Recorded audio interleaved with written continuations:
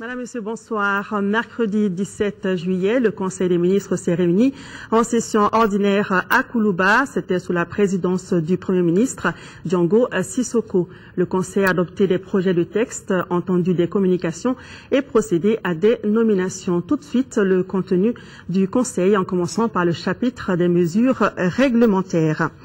Sur le rapport du ministre de la Poste et des Nouvelles Technologies, le Conseil des ministres a adopté un projet de décret déterminant la procédure de sélection et les profils des membres de la Direction générale de l'Autorité malienne de régulation des télécommunications, des technologies de l'information, de la communication et des postes.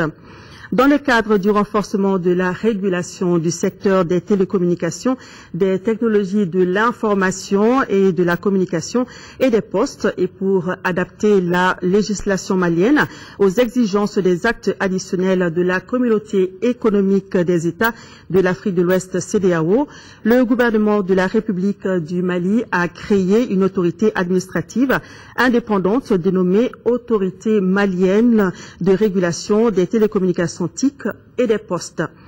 L'autorité malienne de régulation des télécommunications TIC et des postes a été dotée pour son fonctionnement d'une direction générale chargée de la régulation quotidienne des secteurs.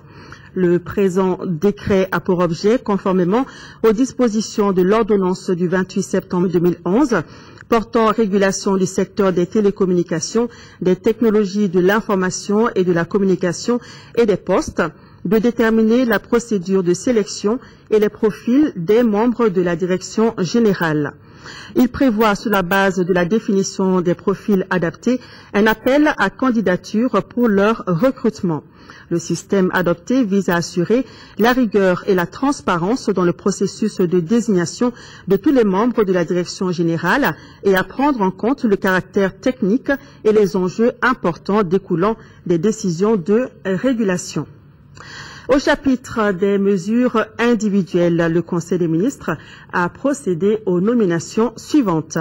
Au titre du ministère de l'Enseignement supérieur et de la Recherche scientifique, recteur de l'Université des sciences juridiques et politiques de Bamako, M. Abdoulaye Diarra, professeur de l'enseignement supérieur.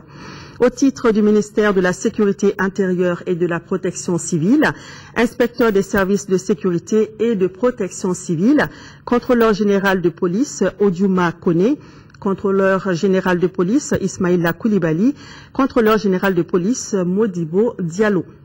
Au titre du ministère de l'Équipement et des Transports, conseiller technique, M. Abdoulaye Diallo, inspecteur des services économiques, président du conseil d'administration de l'Agence nationale de la sécurité routière ANASER, général de division Souleymane Yakouba Sidibé.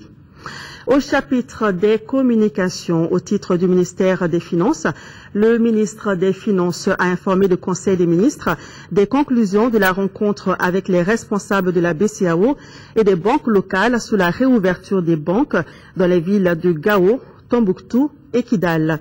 Les responsables des banques ont marqué leur accord pour la réouverture de l'agence de la BCEAO à Morti et des agences des banques à Gao, Tombouctou et Kidal. Le gouvernement prendra à cet effet des dispositions pour renforcer les mesures de sécurité et pour rétablir les réseaux d'eau et d'électricité. Il prendra également des dispositions pour le rétablissement des liaisons téléphoniques dans les meilleurs délais par les opérateurs concernés. Au titre du ministère du Commerce et de l'Industrie, le Conseil des ministres a été informé de la situation des stocks et des prix des produits de première nécessité. Les stocks disponibles sur le territoire national couvrent les besoins de consommation pour toute la période du Ramadan et les prix à la consommation des produits de première nécessité sont dans l'ensemble restés stables.